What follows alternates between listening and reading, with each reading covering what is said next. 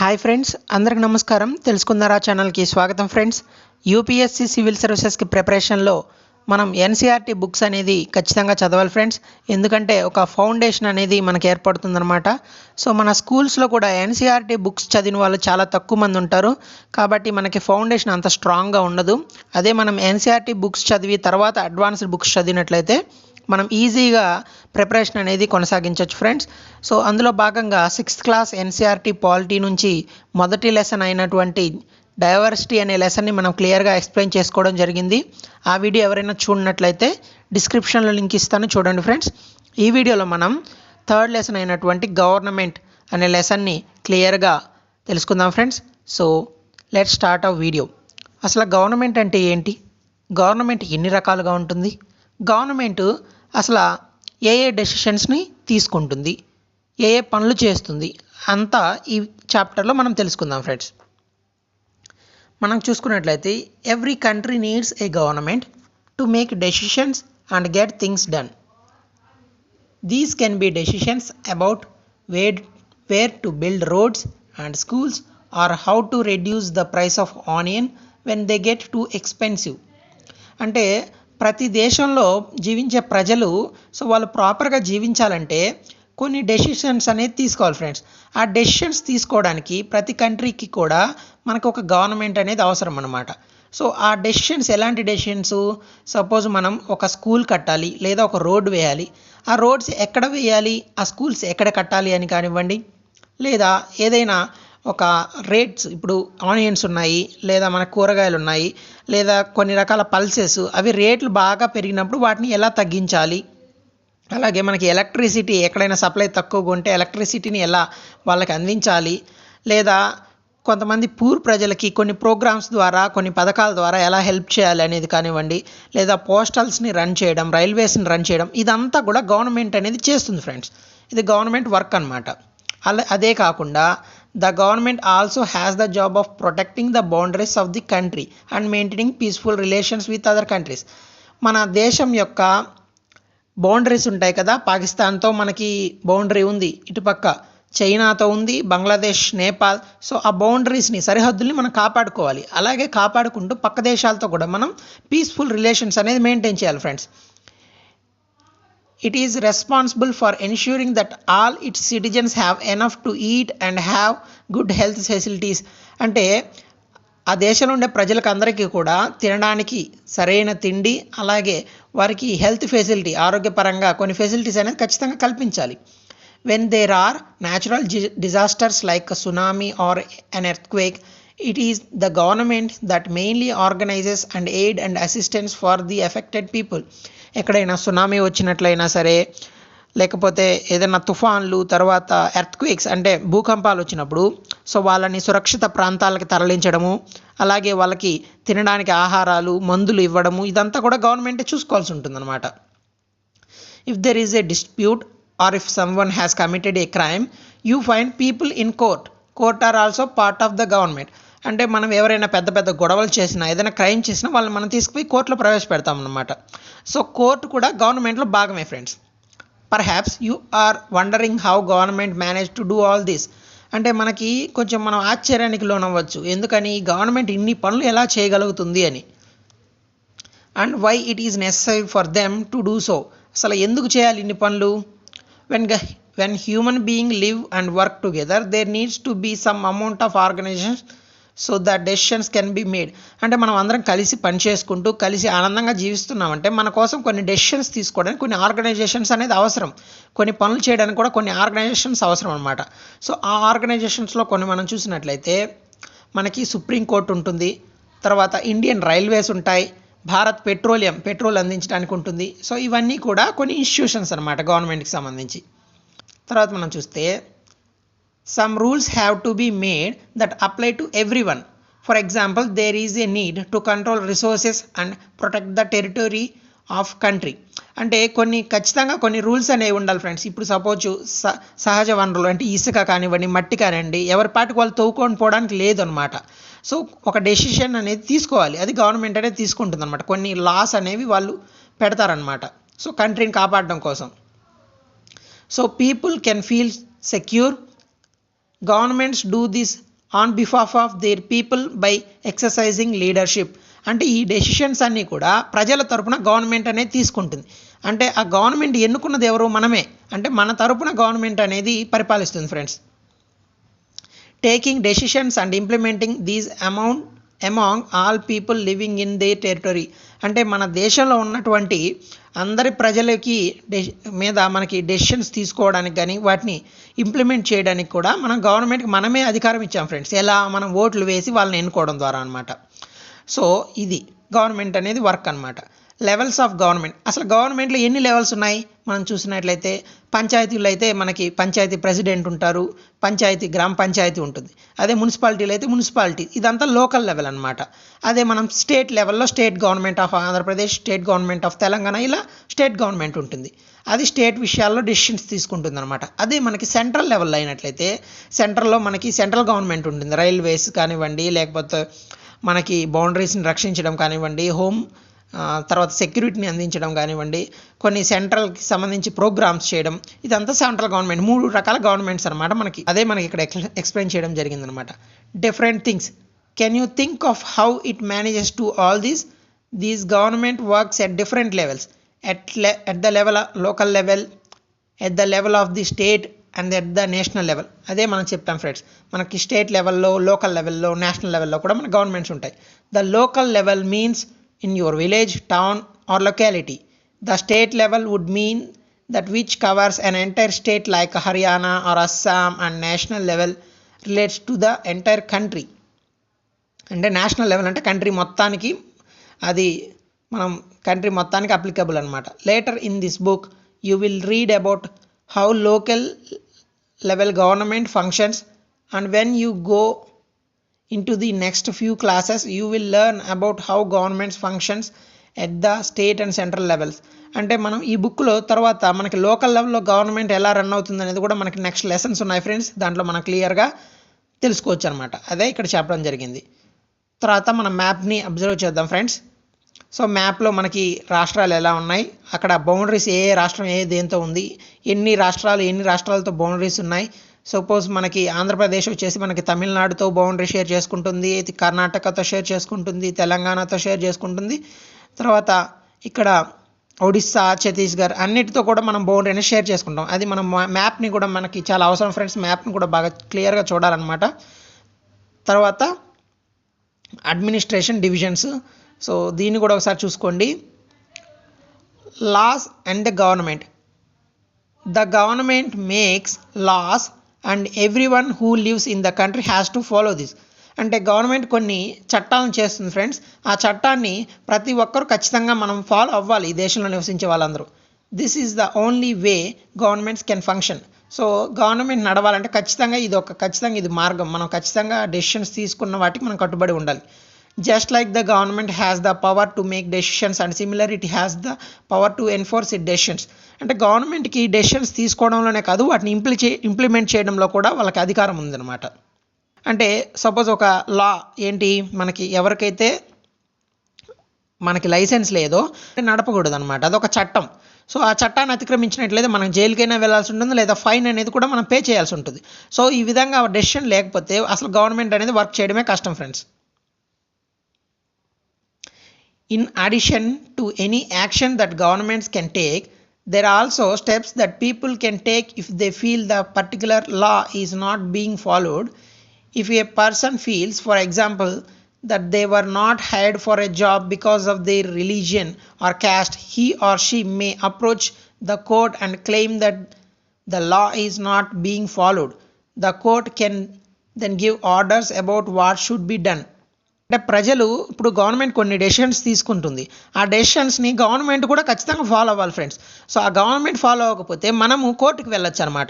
అంటే ఇప్పుడు ఒక గవర్నమెంట్ ఈ జాబ్కి వీళ్ళు ఎలిజిబుల్ అని వాళ్ళు చెప్పిన తర్వాత ఈ క్యాస్ట్ని బట్టి కానీ, క్రీడ్ని బట్టి కానీ, రిలీజియన్ బట్టి కానీ ఆ పోస్టు వాళ్ళ మీద మనము డిస్క్రిమినేషన్ చూపించి గవర్నమెంట్ కానీ ఆ పోస్ట్ ఇవ్వకపోతే తను డైరెక్ట్గా కోర్టుని అప్రోచ్ అవ్వచ్చు అనమాట.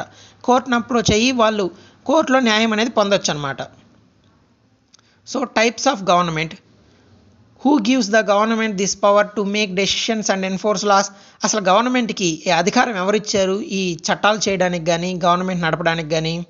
The answer is to this question depends on the type of government there is in a country. అంటే దీనికి ఆన్సర్ అనేది సో ఆ గవర్నమెంట్ అనేది ఎలాంటి government. In democracy it's people who give the government this power. అంటే మన దేశం అనేది మనది ప్రజాస్వామ్య దేశం ఫ్రెండ్స్. గవర్నమెంట్కి పవర్ ఇచ్చేది మనమే అనమాట. They do this through elections in which they vote for particular person and elect them. అంటే మనం ఓట్లు వేసి వీళ్ళు మా నాయకులు, సో వీళ్ళకి మేము ఓట్లు వేస్తున్నాం అని మన పవర్ని వాళ్ళకి ఇస్తున్నాం అనమాట నాయకులకి. Once elected, these persons form government. In democracy, the government has to explain its actions and defend its decisions to the people. ఈ డెమోక్రసీలో వాళ్ళ పాటికి వాళ్ళ నిర్ణయాలు తీసుకున్నా సరే సో ప్రజలకి కొన్ని ఎక్స్ప్లెయిన్ చేయాల్సి ఉంటుంది ఫ్రెండ్స్. వాళ్ళ ప్రజలకి జవాబుదారీగా ఉండాల్సి ఉంటుందన్నమాట. Another form of government is monarchy. అంటే రాచరికం అనమాట, రాజుల పాలన. సో డెమోక్రసీ అనేది ఇండియాలో డెమోక్రసీ ఉందన్నమాట. మోనార్కీ అంటే ఇంతకుముందు ఉండేది కదా ఫ్రెండ్స్, రాజులు అనమాట. The monarch king or queen has the power to make decisions and run the government. The monarch may have small group of people to discuss matter with, but the final decision making power remains with the monarch. Unlike in democracy, king and queen do not have to explain their actions or defend the decisions they take. అదే మనకి monarchy రాచరికం పాలనలో కానైతే so అక్కడ వాళ్ళు decisions అనేది మనకి రాజు మాత్రమే తీసుకుంటాడు లేదా రాణి తీసుకుంటుంది అనమాట. ఆ డెసిషన్స్ కూడా సో ఎవరికి వాళ్ళు జవాబు చెప్పాల్సిన అవసరం లేదు, ఫైనల్ డెసిషన్స్ వాళ్ళదే. వాళ్ళకి కొంతమంది సలహాలు ఇచ్చేదానికి ఉండొచ్చు, కానీ వాళ్ళు వాళ్ళ మాట వినొచ్చు వినకపోవచ్చు. ఫైనల్ డెసిషన్ అనేది మోనార్కీలో రాజుది లేదా రాణిది మాత్రమే.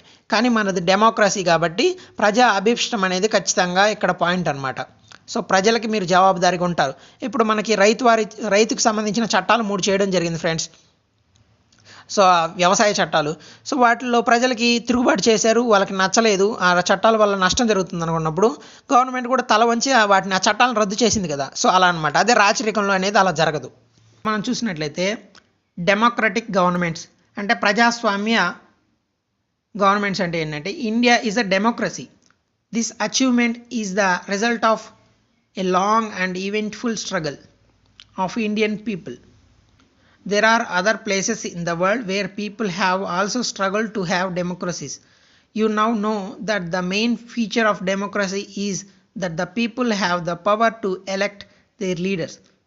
అంటే డెమోక్రసీ అంటే ఏంటంటే డెమోక్రసీలో మనం రాజులు రాణులు ఎవరు ఉండరు ఫ్రెండ్స్. ప్రజల చేత ప్రజల కొరకు ప్రజలచే పరిపాలించబడేదే ప్రభుత్వం అంటారన్నమాట. Of the people, by the people, for the people. అంటే మనమే ఇక్కడ ప్రభుత్వాన్ని ఎన్నుకుంటాం. సో ప్రభుత్వం అనేది మన కోసం పనిచేయాలి.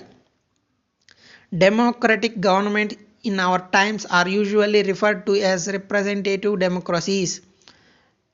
In representative democracies, people do not participate directly but instead choose their representative through an election process.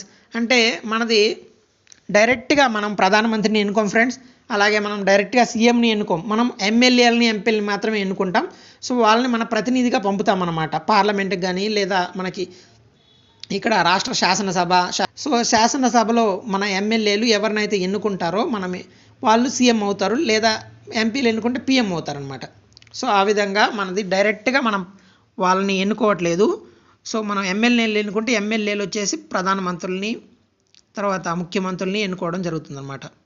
These representatives meet and make decisions for the entire population. These days government cannot call it self democratic unless it allows what is known as universal adult franchise. This means that all adults in the country are allowed to vote.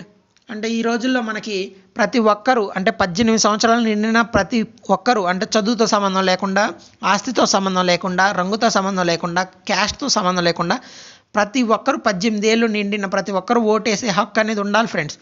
అలా లేకపోతే అది మనకి democracy అనిపించకూడదు అనమాట. In India before independence, only a small minority was allowed to vote, and they therefore came together to determine the fate of the majority. అంటే ఇంతకుముందు స్వాతంత్రం రాకముందు మనకి సో ఓటేసే హక్కు అనేది కేవలం కొంతమంది జమీందారులకి, డబ్బులుండే వాళ్ళకి, బాగా విద్యాధికులకు మాత్రమే ఉండేది ఫ్రెండ్స్. కానీ వాళ్ళు అప్పుడు ఏం చేశారు, ఆ కొంతమంది వల్ల మిగతా వాళ్ళందరూ వాళ్ళ డెసిషన్ మీద గవర్నమెంట్ అనేది run అయ్యేదన్నమాట. Several people, including Gandhiji, were shocked at the unfairness of this practice and demanded that all adults have the right to vote. This known as universal adult franchise. అంటే గాంధీ గారు ఇది చూసి చాలా ఆశ్చర్యానికి లోనయ్యారనమాట అసలు.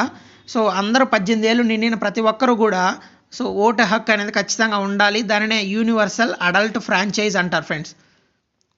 Writing in journal young India in 1931, young India అనే పత్రికలో 1931లో గాంధీజీ గారు ఏం చెప్పారంటే, I cannot possibly bear the idea that man who has got wealth should have the vote, but that a man who has got character but no wealth literacy should have no vote.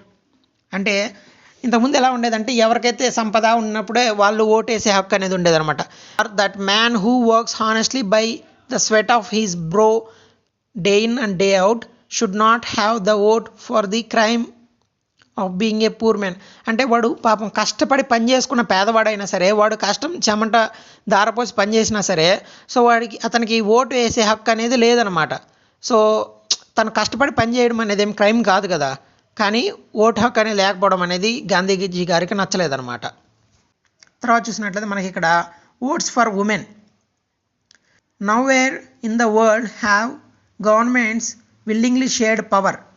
All over Europe and USA, women and the poor have had to fight for participation in government. అంటే మనకి యూరోప్లో, అమెరికాలో కానీ vote కోసం women's అనేది fight చేయాల్సి ఉంటుంది friends. Women's struggle to vote got strengthened during the First World War. This movement is called the women's suffrage movement, as the term suffrage usually means right to vote అనమాట. So వాళ్ళు అప్పుడు కొన్ని ఉద్యమాలు కూడా చేయడం జరిగింది, అంటే మాకు కూడా ఓటు హక్కు అనేది ఉండాలి అని ఉమెన్స్ చేయడం జరిగిందనమాట. During the war many men were away fighting, and because of this women were called upon to do work that was earlier considered as men's work. Many women began organising and managing different kind of work. అంటే మనకి ప్రపంచ యుద్ధం మొదట్లో 1914 నుంచి 18 వరకు మొదటి ప్రపంచ యుద్ధం జరిగింది ఫ్రెండ్స్. ఆ టైంలో మగవారు అందరూ యుద్ధంలో భాగస్వాములు కావడం వల్ల ఉమెన్ వచ్చేసి చాలా పనులు చేయాల్సి వచ్చింది. అప్పటి వరకు అది మెన్ మాత్రమే చేయగలరు అనుకున్నారు, మగవారు మాత్రమే, కానీ ఆడవాళ్ళు కూడా వాళ్ళు చేయగలరని అక్కడ నిరూపించడం జరిగిందనమాట. When people saw this they began to wonder why they had created so many unfair stereotypes about women and what they were capable of doing. So women began to be seen as a being equally capable of making decisions. అంటే అప్పటి వరకు so ఉమెన్కి అంత power లేదు, అంత శక్తి లేదు, మహిళలకు ఓటేసే అవసరం కూడా లేదు, అంటే వాళ్ళకి అంత తెలివి ఉండదు అని ఓటు హక్కును కూడా ఇంతకుముందు ఇవ్వని వాళ్ళు. సో ఇవన్నీ చూసి ఓ స్టీరియోటైప్ అంటే ఏంటంటే ఫ్రెండ్స్, అంటే మనకి ఒక వ్యక్తిని చూడగానే మనం ఫస్ట్ అలా చూడంగానే ఒక డెసిషన్ అనేది తీసుకొసుకుంటాం అనమాట. దాన్ని అదొక స్టీరియో టైప్ అనమాట. సో ఆ స్టీరియో టైప్ అనేది వాళ్ళు అది అపనమ్మకం అని వాళ్ళు తెలుసుకున్నారనమాట. The suffragettes demanded the right to vote for all women and to get their demands heard they chained themselves to railings as a public places. Many suffragettes were imprisoned and went to hunger strikes, and they had to be fed by force. American women got the right to vote in 1920, while the women in the UK got the vote on the same term as the men some years later in 1928. అమెరికాలో ఉమెన్స్కి చాలా పోరాటాల తర్వాత, ర్యాలీల తర్వాత 1920లో వాళ్ళకి vote హక్కు వచ్చింది friends. అదే మనకి యూకేలో చూసినట్లయితే 1928లో ఓటు హక్కు అనేది రావడం జరిగిందనమాట. ఈ చాప్టర్ యొక్క పీడిఎఫ్ని నేను డిస్క్రిప్షన్లో లింక్ ఇస్తాను ఫ్రెండ్స్. టెలిగ్రామ్లో జాయిన్ అవ్వండి, టెలిగ్రామ్లో పీడిఎఫ్ అనేది పోస్ట్ చేస్తాను ఫ్రెండ్స్. సో ఈ లెసన్ అనేది ఇక్కడితో అయిపోయింది ఫ్రెండ్స్. సో మన ఛానల్ ఎవరైనా సబ్స్క్రైబ్ చేసుకున్నట్లయితే సబ్స్క్రైబ్ చేసుకోండి, వీడియో నచ్చినట్లయితే లైక్ చేయండి, మీ ఫ్రెండ్స్కి షేర్ చేయండి ఫ్రెండ్స్.